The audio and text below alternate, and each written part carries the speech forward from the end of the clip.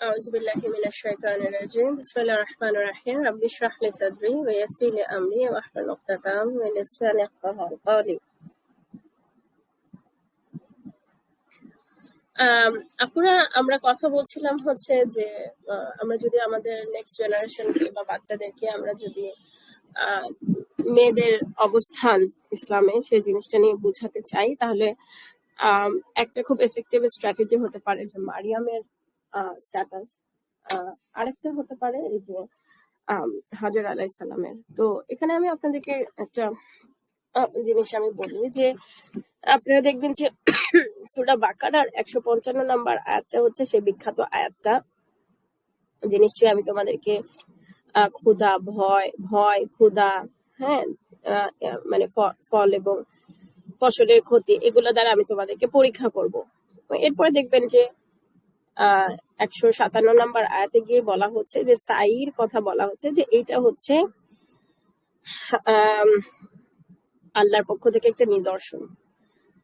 তো অনেস্টলি মানে উমরা করতে যাও মানে জিনিসটা ফার্স্ট হ্যান্ড চাক্ষুষ অভিজ্ঞতা হওয়ার আগ পর্যন্ত আমি আসলে বুঝি নাই যে কেন আল্লাহ সুবহানাহু ওয়া তাআলা সাইকে আল্লাহর একটা নিদর্শন বলছেন।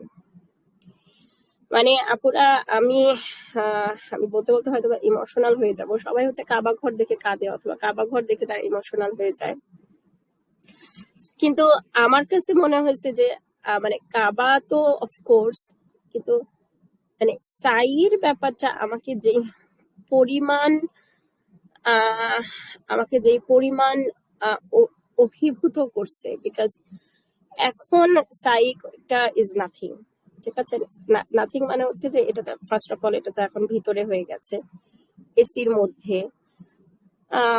জাস্ট সামান্য সাফা এবং মারওয়া পাহাড়ের কিছু রেমন্যান্টস ধ্বংসাবশেষ আছে যেটাকে ওরা কাঁচ দিয়ে ঘিরে প্রোটেক্ট করছে। এখন সাইজ জাস্ট আপনি টাইলসের উপরে আপনি হাঁটবেন, লেখা আছে সাফা কোথা থেকে স্টার্টস, মারওয়া কোথা থেকে স্টার্টস। মানে আপনি যে সাইন দেখে আপনি টাইলসের উপরে আপনি এসির মধ্যে আপনি হাঁটবেন। আপুরা trust me, even then Sai was very difficult for me. এখন একটা হতে পারে যে আমরা রোজার মাসে উমরা করেছি এবং আমরা যেদিন ট্রাভেল করে পৌঁছেছি ওই দিনে উমরা করেছি, সো এটা হতে পারে যে সেজন্য সাইটা আমার কাছে ডিফিকাল্ট লাগছে, যদিও সাইটা মাগরিবের পরে রোজা ভাঙার পরে করেছিলাম, কিন্তু তারপরেও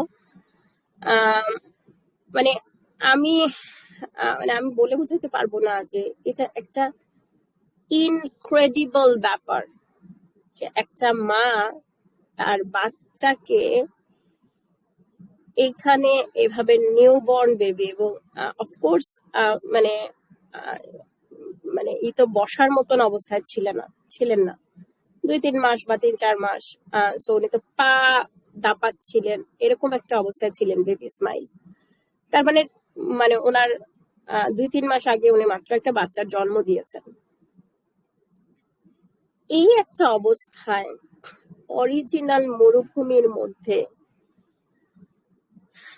এই জিওগ্রাফিক্যাল মানে দিনের বেলা এইভাবে সূর্যের নিচে শুধু একটা জিনিস made her run and search,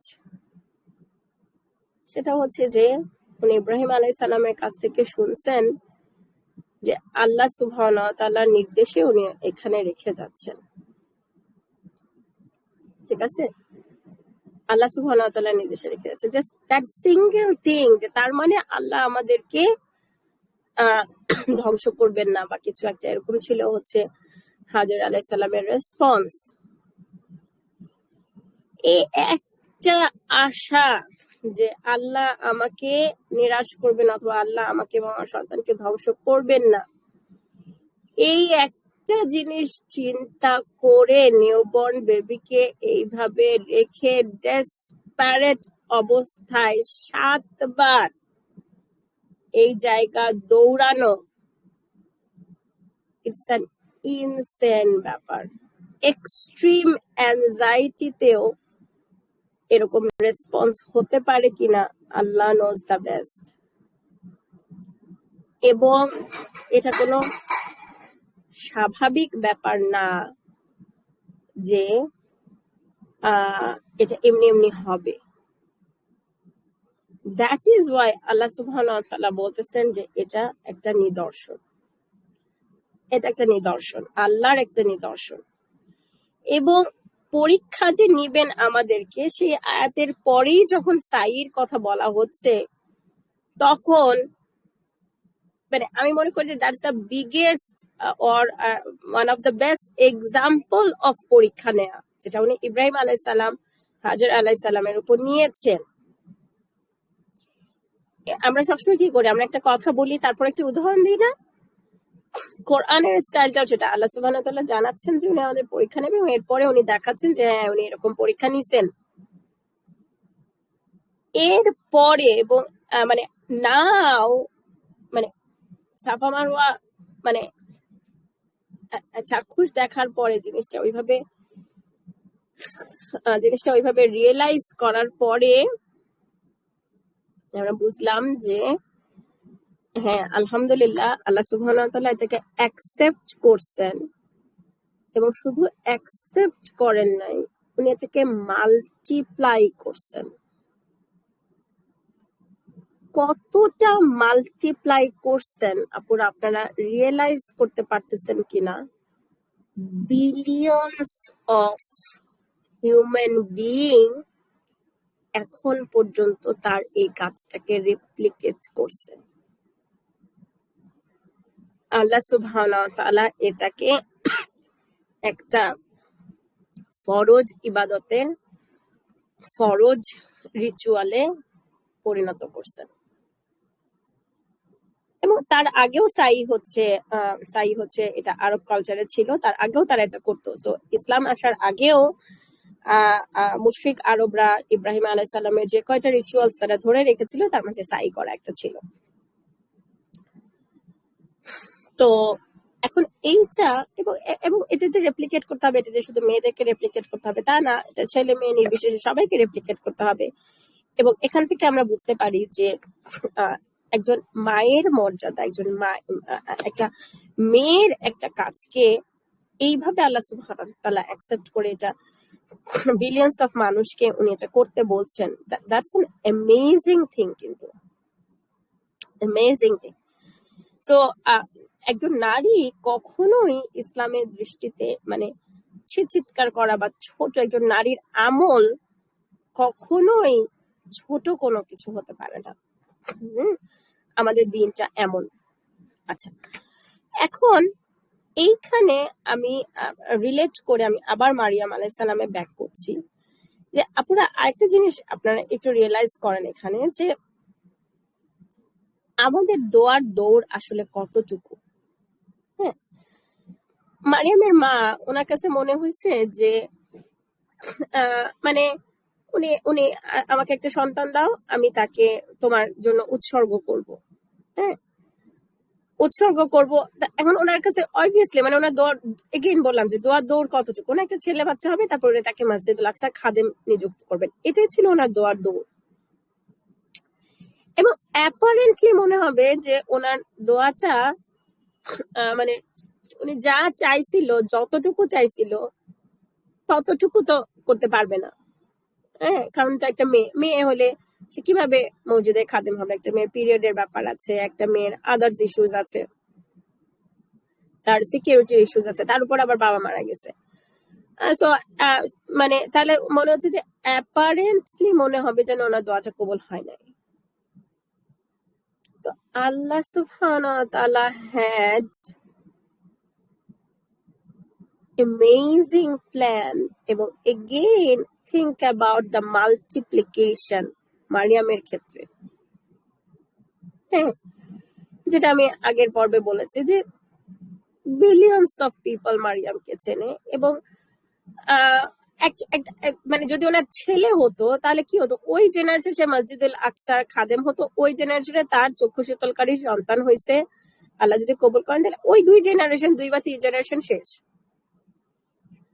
but মারিয়ামের ক্ষেত্রে কি হয়েছে, মারিয়াম যে এখন রাইটিয়াস চাইল্ড ওনার মায়ের জন্য, ঈসা আলাইহিস সালাম যে, তাহলে কি পরিমাণ বিলিয়ন্স অফ মাল্টিপ্লিকেশন হয়েছে।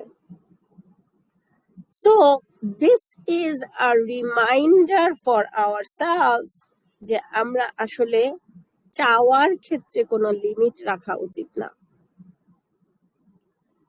চাওয়ার ক্ষেত্রে কোনো লিমিট রাখা উচিত না।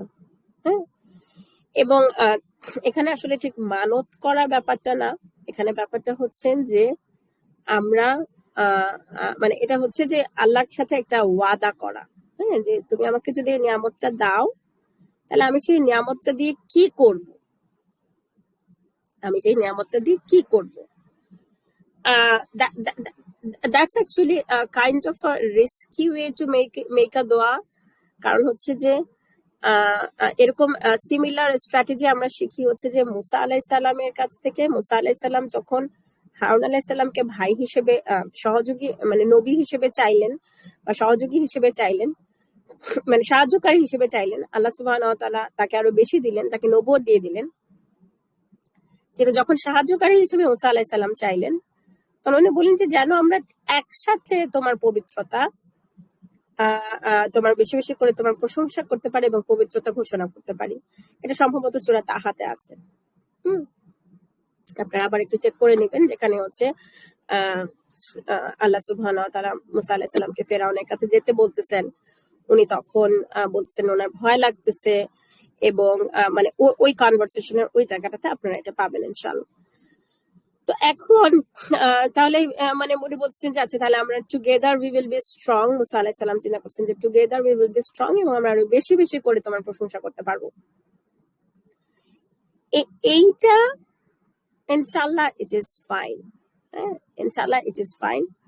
কিন্তু যেই মানতটা ডিসকারেজ করা হয়েছে সেই মানতটা আসলে কি, সেই ক্ষেত্রে কি সাইকোলজি কাজ করে, সেটা নিয়ে আমরা আগামী পর্বে কথা বলবো ইনশাআল্লাহ।